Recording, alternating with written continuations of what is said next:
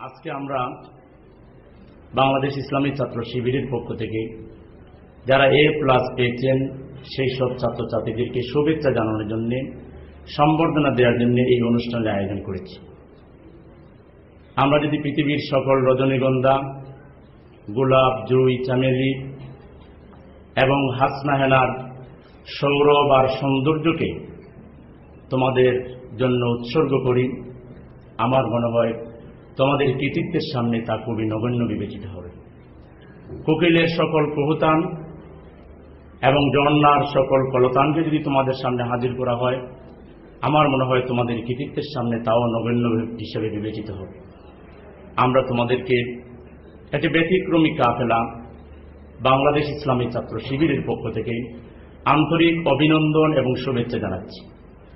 আজকের এই ব্যতিক্রমী অনুষ্ঠান এই জন্যেই যে বাংলাদেশ ইসলামী ছাত্র শিবির বাংলাদেশের ছাত্র রাজনীতিতে শিক্ষা প্রতিষ্ঠানে এক ব্যতিক্রমী ভূমিকায় অবতীর্ণ হয়েছে।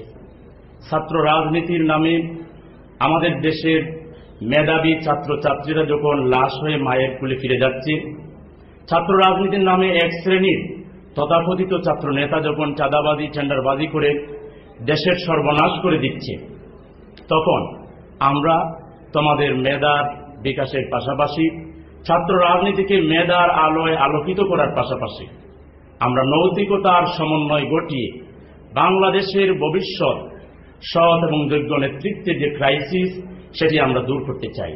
প্রিয় ছাত্রছাত্রী ভাই এবং বোনেরা, আজকে সারা বিশ্ব জুড়ে যখন অশান্তি, নৈরাজ্য, সন্ত্রাস, হানাহানি বিরাজিত, আমরা যদি একটু চিন্তা করি যে আজকের পৃথিবীকে বলা হচ্ছে গ্লোবাল ভিলেজ, পৃথিবী বিজ্ঞান এবং প্রযুক্তিতে, জ্ঞান এবং বিজ্ঞানে পৃথিবী আজকে শীর্ষে অবস্থান করছে।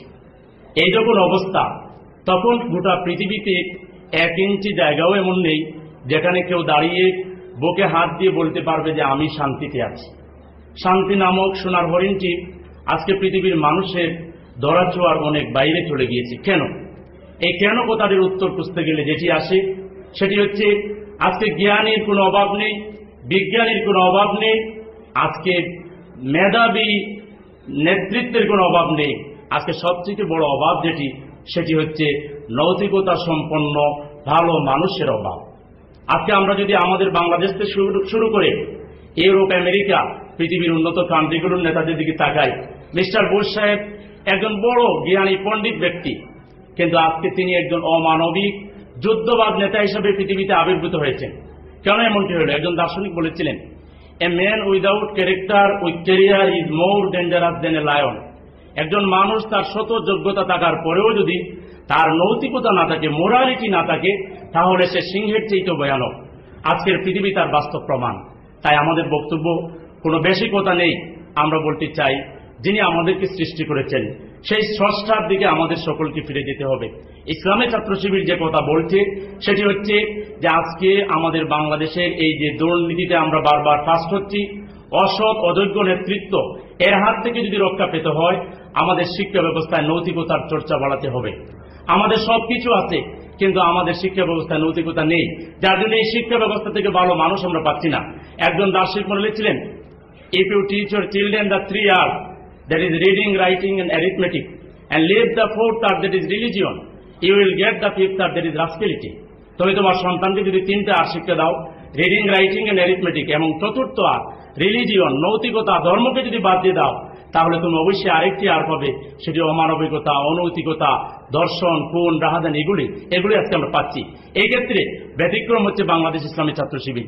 একই শিক্ষা প্রতিষ্ঠানে, বিশ্ববিদ্যালয়, কলেজে, মেডিকেলে, ইঞ্জিনিয়ারিং, ইউনিভার্সিটিতে পড়ার পরেও আজকে একটা ছেলে যখন চাঁদাবাজি, টেন্ডারবাজি করছে, বিপরীত পক্ষে ইসলামী ছাত্র শিবির কোরআন পড়ে, হাদিস পড়ে, ইসলামী সাহিত্য পড়ে, আজকে ইসলামী ছাত্র শিবির যারা করছে তারা কোন ধরনের অসামাজিক কার্যকলাপের সাথে অন্যায় কোন কার্যক্রমের সাথে জড়িত আছে, এর কোন প্রমাণ বাংলাদেশে কেউ দিতে পারেনি। বহুবার বিভিন্ন সরকারগুলো বিভিন্ন ধরনের অপারেশন চালিয়েছে, তারা ইসলামী ছাত্র শিবিরের বিরুদ্ধে পত্র পত্রিকায় রড কাটা, সন্ত্রাসী ইত্যাদি ইত্যাদি অনেক কথাই বলা হয়, কিন্তু ইসলামী ছাত্র শিবিরের বিরুদ্ধে সন্ত্রাসের অভিযোগ এবং কোন ধরনের অনৈতিকতার অভিযোগ আজ পর্যন্ত কেউ প্রমাণ করতে পারেননি। বাংলাদেশের প্রায় 500 থানার মধ্যে কোথাও ইসলামী ছাত্র শিবিরের একজন নেতা কর্মীর বিরুদ্ধে সামান্যতম কোন রেপ কেস অথবা অসামাজিক কার্যকলাপের একটা জিডি এনটিও কে দেখাতে পারবেন না।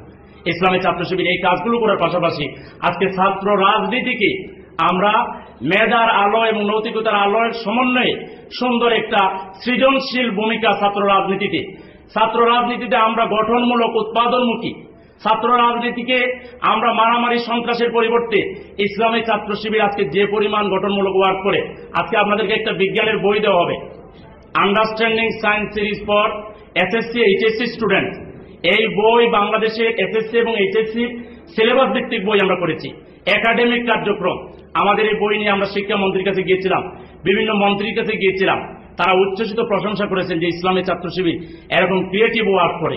আজকে আমরা ছাত্রদের হাতে কোরআন তুলে দিতে চাই, হাদিস তুলে দিতে চাই, ছাত্রদের মেধাকে কাজে লাগিয়ে দেশকে সামনের দিকে এগিয়ে নিয়ে যেতে চাই, এটি আমাদের পরিকল্পনা।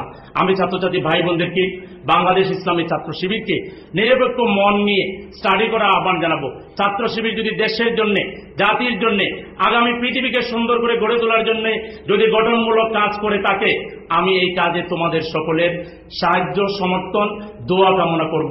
আজকের এই সুন্দর আয়োজনে তোমরা এসে আমাদেরকে মুগ্ধ করেছ, আমরা সেই জন্য অন্তরের অন্তঃস্থল থেকে তোমাদের সবাইকে আবারও অনেক অনেক ধন্যবাদ এবং শুভেচ্ছা জানিয়ে আজকের মতো এখানে শেষ করছি।